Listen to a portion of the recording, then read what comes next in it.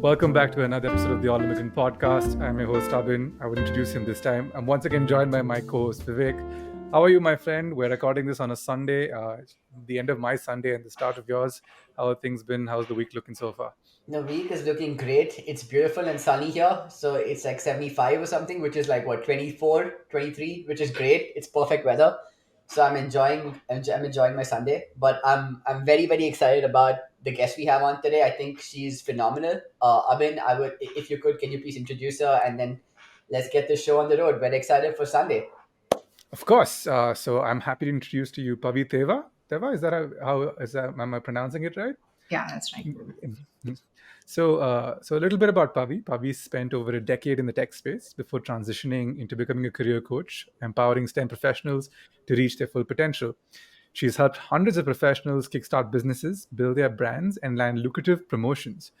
A seasoned TEDx speaker and workshop facilitator, Pavi remains dedicated to helping professionals find their purpose and achieve their goals fearlessly. Pavi, welcome to the show. Thank you so much for having me. I'm super excited to be here. Bobby, I was going through your LinkedIn sometime back, as is customary that we generally do. Uh, and one of the questions that I had was, it looks like, I mean, just starting off from somewhere, it looks like you've been around the world a lot. You were in Chennai, Germany, all over the US, Indiana, Dallas, San Francisco. Now you're in Texas. So maybe you could maybe walk us through at a very high level, in a brief level, like all of the movement, all the moves that you made. Yeah, that's a very interesting question. I was always a very career-driven woman. When I was in sixth grade, my teacher asked me, like, who do you want to become? And that's a very common question, teachers ask back in school. And I was so specific. I told them, like, hey, I want to go to College of Engineering, Gindi in Chennai and do computer science. And everyone in the class, like, laughed. They were like, what? You already know what you want to do. But partly it was because of the influence from my parents. They also went to, like, CEG, and there was a lot of that pressure that I took upon myself, that I need to, like, get into engineering and do it in this college. So that was the goal, and I achieved that goal. And then the next thing from there was to go abroad for masters. That also was something that came from a lot of influence from my family. And when I was in the first year of undergrad itself, I decided that yes, I want to go for masters abroad, and started preparing for that. And I wanted to build more of my portfolio, and that was one of the reasons that I looked up internships abroad. And also I wanted to check in, like, how would it be to live abroad, because I've never stepped out of Chennai before. I was born and brought up there my whole life. So I took that as an opportunity to go abroad and explore, and that's how I landed an internship in Germany. And I was there for around 6 months. That gave me an opportunity to really explore what it means to work in the tech field and also to live abroad. I kind of enjoyed that experience. It gave me that sense of freedom and independence for the first time. And I was like, okay, this makes sense. But I did not enjoy the opportunities that much in Europe, in the sense it was more in the PhD route, in the education route, while I knew I wanted to be in the industry. And also, that experience taught me that I don't want to do programming. I'm more of, I want to do something more in the business side of things with technology. So then I went into information systems, came abroad to do my master's for that. And again, at that point, I don't know how, but every time I had like a certain goal that I was chasing. So when I landed in the US, I decided I want to work for the Big Four, because I spoke to a lot of people who went to Kelly School of Business, and they all, most of them landed in Big Four, and I loved their experiences. So I decided, okay, that'll be my next goal. So I got into Ernst and Young, which was in Dallas. I chose Dallas because I knew the cost of living was low, and I had student loans to pay. So I thought that might be a wise choice. Also, because you travel a lot when you're working for the Big Four, so it doesn't matter really where your base is. So I didn't want to live in New York and pay like 4,000 for my apartment and travel all over. So that was why I chose Dallas. And then that was the time a lot of people started talking about working in Bay Area startups, and how that is, a very cool experience to have. So that was then my next goal, like, okay, how can I have that kind of experience? And that led me to San Francisco, where I took up an opportunity to work for a Series B hospitality tech startup. And then from there, that was when product management started to boom a lot. Like people started talking about it, and it was a big rage at that time. So I thought, okay, that might be interesting. I want to explore that. And I also got to work more hands on with product in the startup space. So then I decided, okay, maybe FANG would be a cool thing to do, and started preparing for that and landed in Amazon, which was in Seattle. And ever since I've been in Amazon, and the reason for the Austin move was more for personal reasons. I decided like I want to do more of entrepreneurial stuff, and felt a bit stuck in Seattle because of the tech bubble, of just the Amazonians and Microsoft people, and just wanted something different. And my partner also got an opportunity to work remote in Microsoft, so and we wanted something that is a little bit affordable and also a little bit more diverse and also warm. Seattle is super gloomy and rainy all the time. So a couple of those personal reasons led us to move to Austin. So it's been around 6, 7 months here, and it's great. Wow. That sounds like quite a journey. I have to ask. So I know you spoke briefly about your experience in I mean your life in Europe, but just want to double click a little bit more. A lot of immigrants also move to Europe. A lot of immigrants come to the US from India specifically. Um, so you personally seem to enjoy the US a lot more. It sounds like. So maybe just double clicking a little bit more on that. Like, what about Europe? Did you like less compared to the US as from a living as an immigrant standpoint? Mhm. Yeah. So the first thing was definitely language. I went to Germany, and the internship was in Karlsruhe Institute of Technology, and most of the people there, the education, their master's program, PhD, was all in Germany, or was in German. Sorry, and that I felt a little bit out of place because of the language barriers. And secondly, there were not a lot of immigrants that I met during that time back in 2013, I guess. So it definitely felt more like a foreign land. But with the US, it felt more at home because you would see a lot of your people, a lot of Asians and people from different backgrounds and cultures. So those were a couple of reasons why Europe didn't feel immediately at home. And most of the people, if you see their path after their masters, they would go into PhD or research. The opportunities to work in tech was not as much as the US. So yeah, those were the three main reasons. It's interesting because like you just mentioned, 2013 was when you were in Germany, and by the time you got to the US, the product boom had really taken off. Like you found yourself in the right place at the right time, and from a work perspective, it was like hitting one stop after the other. But life is just so much more than work, right? Like you spoke of like moving someplace where it's affordable. I moved to New York and had a heart attack, fine, from a financial perspective. And so it's just one of those things where it's that it kind of slaps you in the face because you grew up, you tend, like people from the south tend to grow up in very sheltered backgrounds. You grew up with families where things are predetermined and decided for you, and suddenly you're in an environment where things are like new and scary. So like my question really is that, like, there are some, we've all had certain experiences that we can look back at and laugh at some point, but at the time it was really daunting and slightly overwhelming. Did you have any of those, and if you can, could you shed some light on those? Yeah, of course. Like it was really terrifying every time I had to move cities because I have, we all build certain relationships and friendships in that place. And that was the big thing, like leaving all of that behind and going to a place new where you don't have any roots, you don't know any people. Like when I moved from Dallas, in fact, when I moved to Dallas, I didn't know anybody. And when I moved to SF, I kind of knew like, okay, there are some people in Facebook that I looked up, people, friends in SF, and some mutual connections came up, but again I didn't know a lot of people at all. And then same with Austin, like I absolutely knew no one when I moved here. So that aspect was really challenging, to move somewhere and step into that unknown.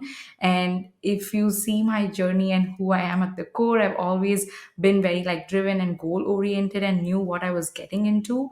So my biggest growth journey was letting go of that control and being okay to step into something that is unknown.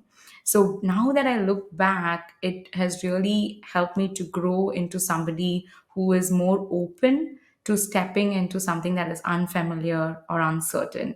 And I think that is really such an important aspect to grow in your life as well as in your career, to be more open to possibilities and be more willing to step into the unknown. So that is what has been the biggest learning experience for me when I moved to these different places. That's so true what you just said. Absolutely. Growth only comes from being in the unknown, right? Otherwise, you're in the known and you're not growing.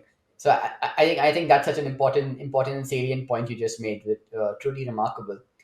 So speaking of growing into the unknown, I think one of the very big steps or leaps of faith that you've made, and this is to a lot of Indian immigrants moving to the US, kind of giving up the dream, right? Giving up the so-called dream, leaving Amazon, right? So I mean, a lot of Indians dream about working for the FANG company, as you call them. You chose to leave that path and try something on your own.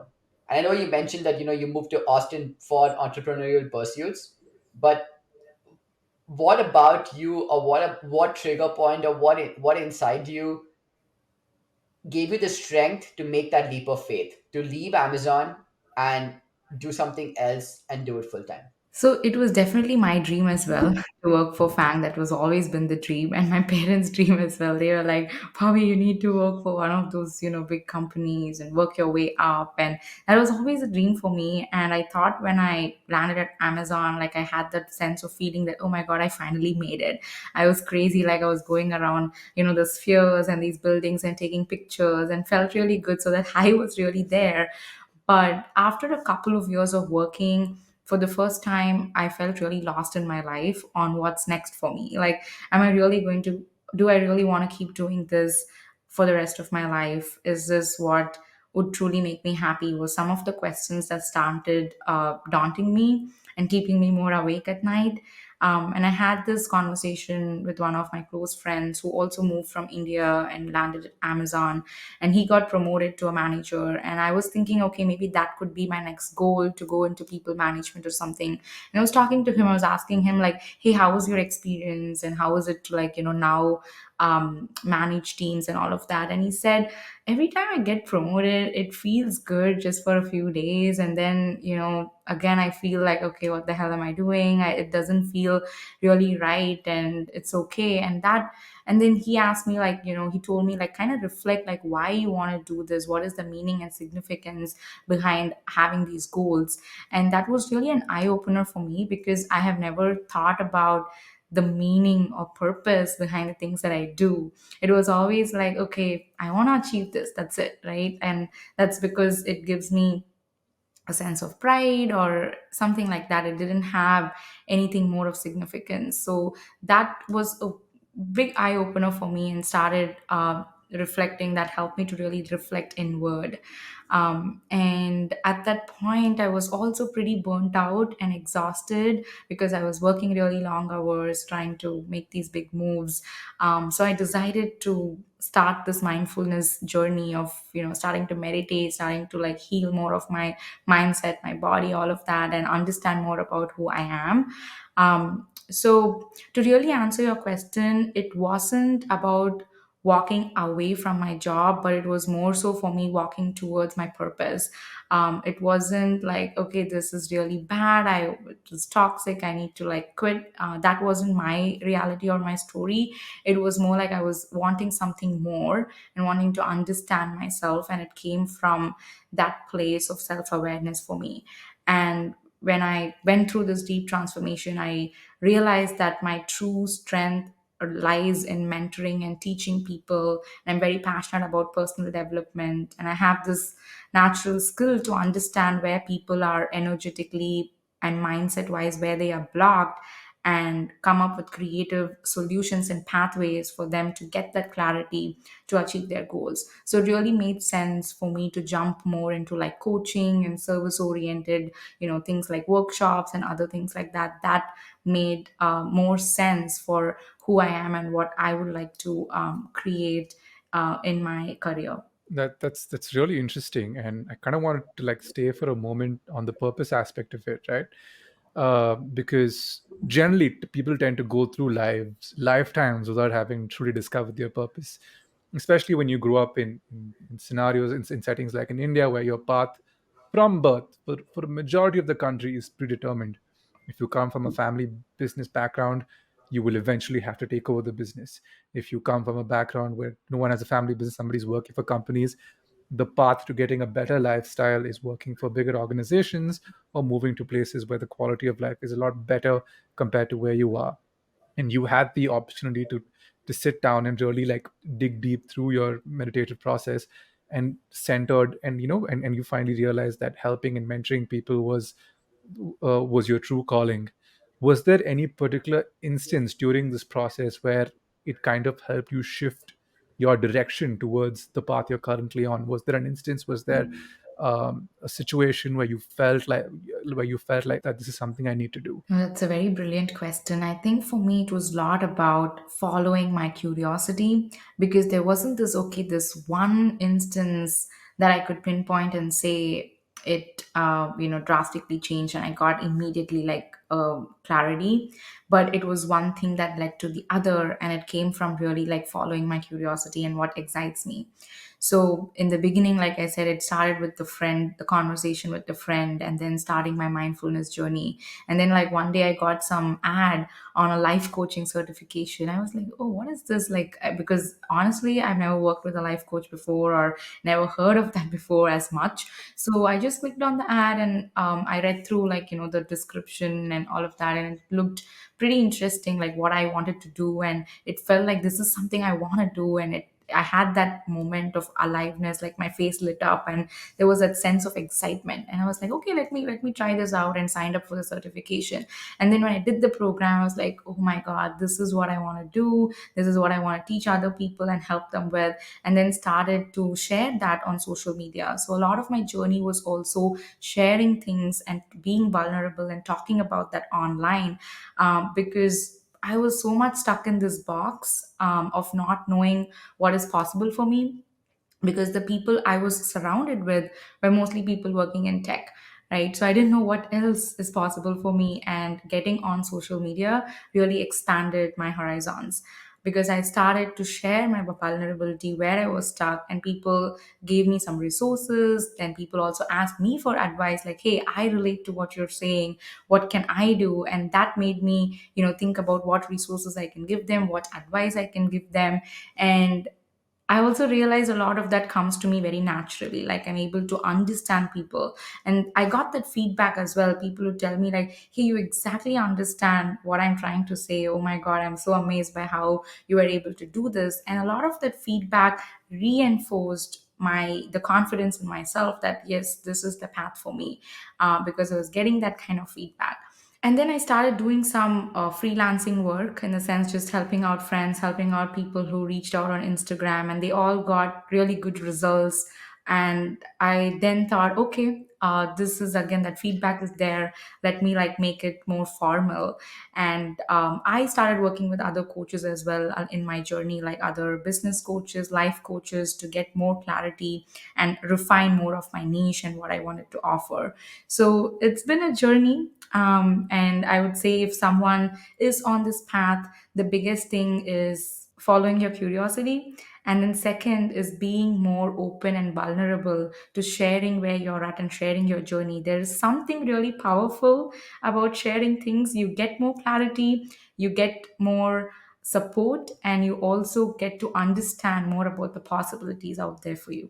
That's very true. That's very true. And I love how you articulated how you got into this field and how it sounded like you were naturally gifted, and this is something you always were meant to do, and it just kind of fit really well like a puzzle when you actually started doing it. And I think that's so amazing. And you're absolutely right. I feel like sometimes the sounding board, having someone to talk to, it helps you really Yeah. crystallize or disentangle all of the rubber bands that are in your head, which are so lumped together that you can't really make sense of it. But the second you start pulling those strings out one by one, it becomes so clear and so easy, and it really helps you understand what the problem is. So I really love that you're doing this. Not only because it's helpful, but also it's very brave and it's very powerful, and it really is value adding, right? So I think that is phenomenal. Thank you. my question, and the next question is, obviously you've spoken a lot about what was amazing about this and how it was natural for you and it clicked really well, and that's all great and all well and good. But we also know that the world isn't sunshine and rainbows, and starting a business is not, whatever kind of business in the US or any country is not easy. I don't want to say there are more challenges with being an immigrant starting a business, but there are definitely different challenges when you're an immigrant starting a business. You know, the one that comes to mind is the golden one, which is the visa. But that sometimes is not an issue, sometimes it is. But even otherwise, there are challenges starting a business for anyone, especially an immigrant. So, what are some of the challenges that you faced as you were getting this off the ground, and how did you respond and react to those challenges? Yeah, there were so many challenges. I'm just thinking like what are the ones that I need to talk about. I think the first one is it's really terrifying. First of all, it was very, even though I'm confident, I did have, it did take a lot of courage and braveness to even do something like that, because it was very terrifying for me. Like, let me put it that way. Like, I was really scared. Like, would I be able to make a sustainable income out of it? Am I making the right decision? And also, just is this the right time? Should I maybe ride the corporate ladder for some more time, do this as a side thing, and then think about it in my 40s or something like that? And a lot of coaches that I was looking at, they were also like way more older than I am. So I had a lot of that confusion on whether this is the right time. Should I do it right now? That was the main thing that was really like daunting for me. But even yesterday, actually, I spoke about this to my husband. We were having this conversation because there were some personal problems going on with his dad, with a lot of health struggles. And we were thinking, what is the main lesson we can really take away from all of this experience we are having with our families? And from the conversation, the main thing that came out was the time is now. Like, literally, we said that to each other, like, the time is now. That's all we have. We can always think about, let's wait it out and let's do it when we are ready. But then when we get to that point, we realize, like, oh my god, I should have done it way more sooner. I've missed a lot of opportunities. um, and this is because actually his dad has a lot of health struggles, and he has never been able to visit US and see the life that we have built here. And there were many opportunities for him to come here before he started having these challenges. But he kept pushing that, and we were talking about that, and that made us realize that yes, the time is really now. If we want to do something, we need to do it. And that was the thing that really hit me as well. I was like, okay, I'm feeling this pull. Things are working out just okay. Let me take that brave step.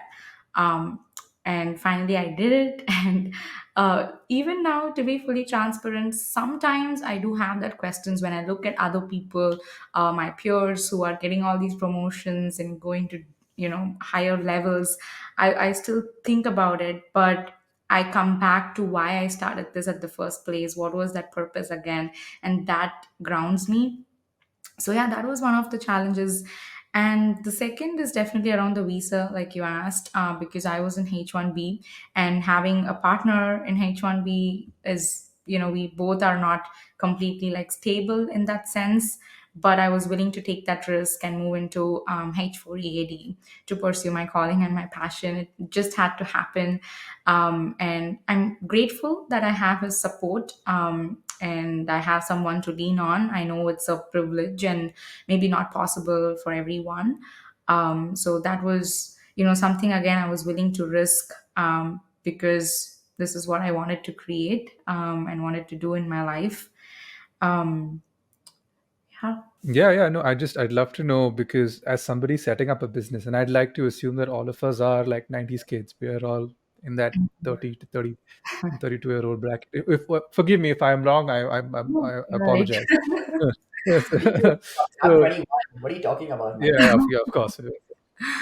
No, so my question, and this is a little bit personal because it's something that I assume all of us are going through, and you brought up your husband's father's health issues. We're at this awkward phase in our lives where we're trying to build careers for ourselves because it's the best time to build careers, but we look in the other direction and we see our parents getting old. So it's a bit of a scenario where you kind of want to be around in case in case things were to go awry, God forbidding they don't. but at the same time you kind of also want to focus on your career. Is that a scenario that, like, when before you decided to pursue, like, I mean, going full time, is that a question you've struggled with regards to, like, trying to, like, perpetuate your career, I mean, like, move in a direction and be successful, but at the same time being present for your family because of how things are at the moment? Yeah, that question is very relatable, and I really understand, where you're coming from, and I felt that too, Abin. So, what's really helped me is look at what success means to me in a different lens. Because being that, again, going back to that ambitious girl who's always looking for the next big thing, success always meant to me in terms of career, like where I am, how much am I making, what is my job title. That's all it meant for me. But now that, like you said, I'm looking back at where my parents are and how much I want to spend time with them, I've started to redefine what success means to me, and that is looking at it from a more holistic perspective, like how much time am I able to give to my family, how much am I being able to be present for my family and for my relationships and even friendships. Because back in Seattle, I used to say no to all the hangouts with friends and things like that, because I used to tell them like, hey, I'm working on this side hustle, I need to just I need to make this work. And I would say no to a lot of things. But now that I look back, I feel that I could have balanced things more better. And that's always a struggle, but I'm getting better at that and prioritizing that balance and presence in my life. I want to be more present for what is happening right now and not always be thinking about what's next or what the future looks like. Having said that, the way I'm putting that into action is by making more visits to India more than once a year, or even inviting my parents over here, or planning like trips in between. Right, we are thinking about maybe meeting in Europe, so that it's halfway, kind of halfway for both of us. So I think it all comes from taking some time to reflect on what success really means to you and looking at it at a more holistic perspective, and then thinking like what are some actions you can put in place to really make that happen.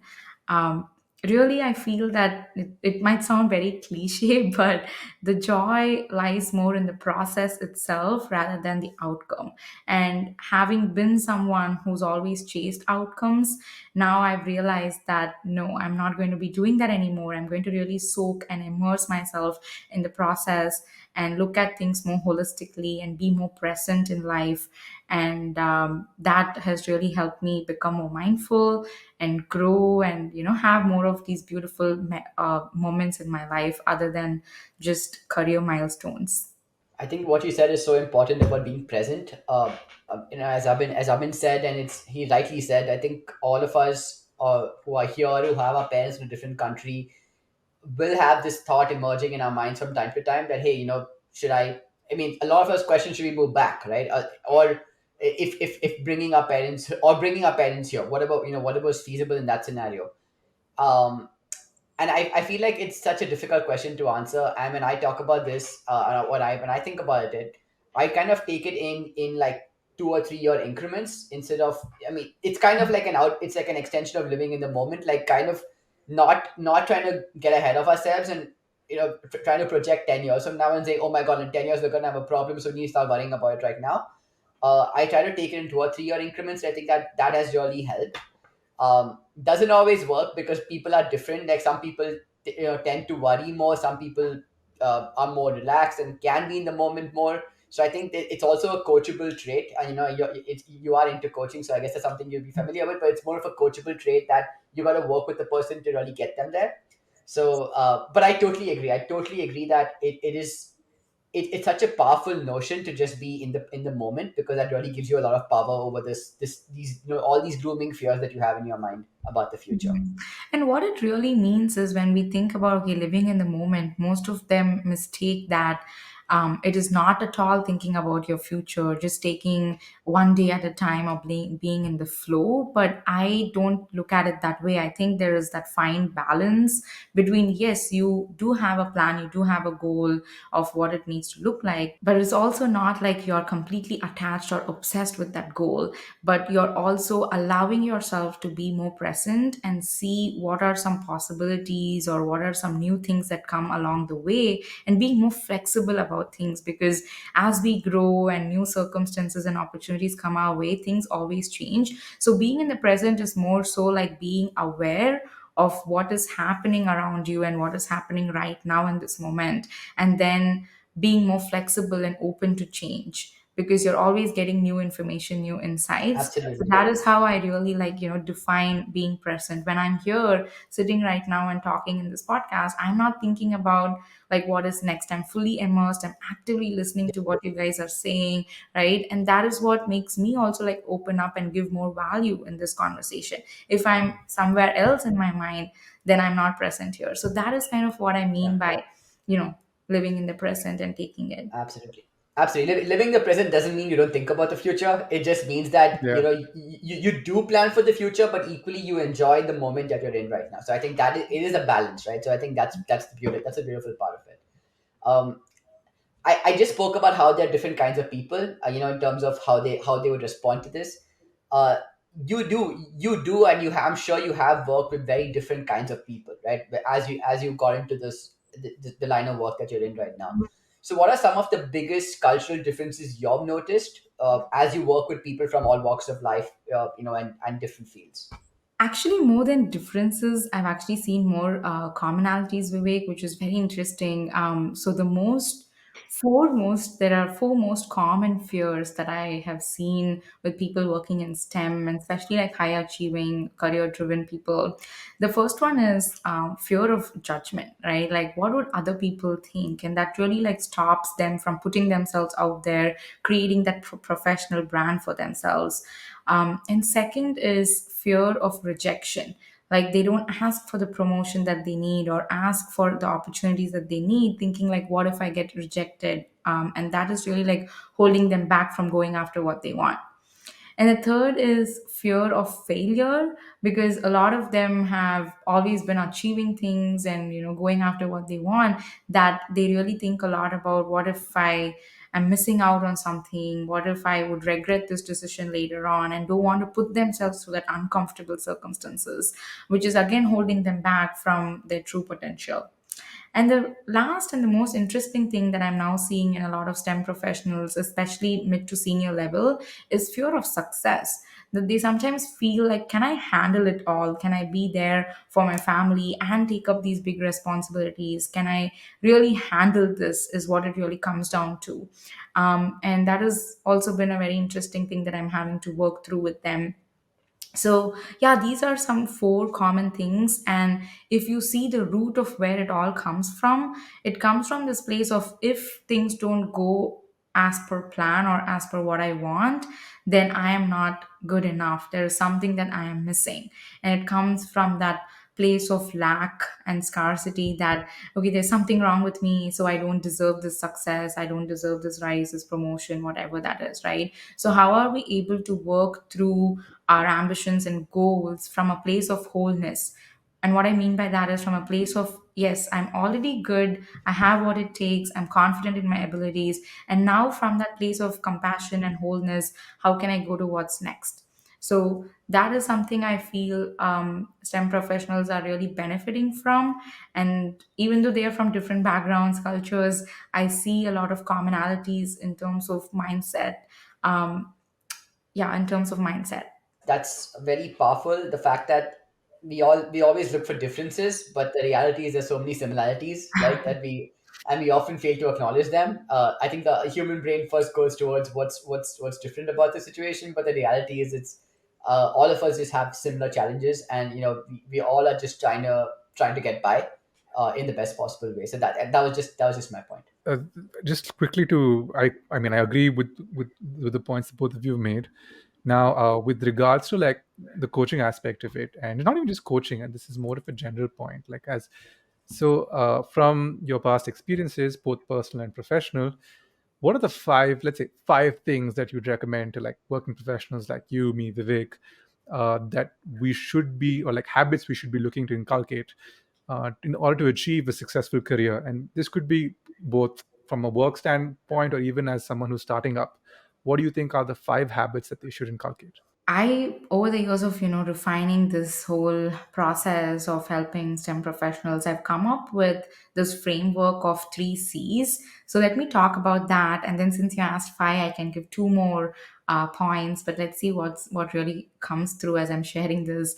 So the first one of the C is clarity, because I feel a lot of people after working for a couple of years, we lose that sense of inspiration or passion or motivation, and that was exactly where I was after working few years at Amazon as well, right? So I feel when we have some kind of clarity of who we are really, what we really want, and have that self awareness and a clear vision and a roadmap for career and maybe for life, then that really gives us that more motivation, excitement, and a sense of fulfillment as well on a day-to-day basis. So a lot of us are missing that, and that is something I would say would be a good place to start, of getting that clarity of again who you are, what you want, and why is it important to you, what is the bigger purpose behind all of this, and create a clear vision and roadmap for your career.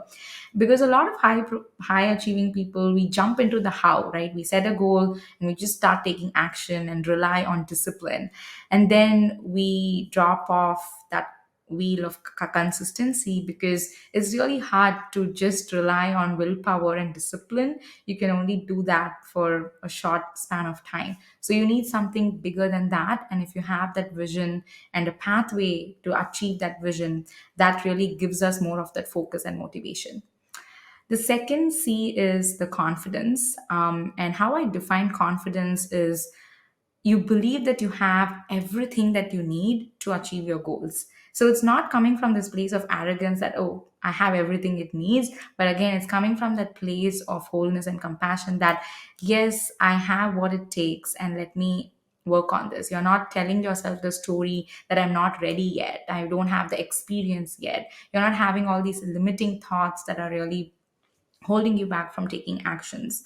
So I think working more on understanding what are those beliefs that are holding you back, that you subconsciously keeps telling yourself, and working through shifting them to empower you will really help you to go after what you want in a more confident and fearless way. The third C is communication. And I feel a lot of us immigrants really need to work more on self advocating for ourselves and building a professional brand at workplace, but also beyond our workplace. I've seen a lot of immigrants, including me, struggle with talking about our accomplishments at work or outside of work. We're so humble. We're like, no, no, no, it was all by luck, or it just happened. I don't know how it happened. We really don't know how to own our potential, how to own our strengths, and to talk about it. So when you really work on that aspect and build a brand for yourself in a very authentic way, it really helps you to attract opportunities. You're not really chasing them, or going after them, but you're also like, you're just being in your element, and that makes other people see you and pursue you for opportunities. So those are like, three C's: clarity, confidence, communication, that I would recommend all professionals to work on. And since you asked five, I'm going to add two more. So the fourth one I would say is really having some kind of grounding practice for yourself, whatever that means to you. I'm not going to sit here and say everyone needs to meditate or everyone needs to journal, because we are in different journeys and different points in our life. But as we are, having these busy lives in the US, like just taking some time for yourself to do something grounding can really like give you that space for self reflection, give you that space to rest, rejuvenate, and be more in flow and ease, because oftentimes we are hustling and we are not in flow. So some of the grounding practices could be like going for a walk, like, going for a run or meditating or journaling, like anything, again, anything that, you feel good, where you are able to fully be present, remove distractions, and just create that space for yourself.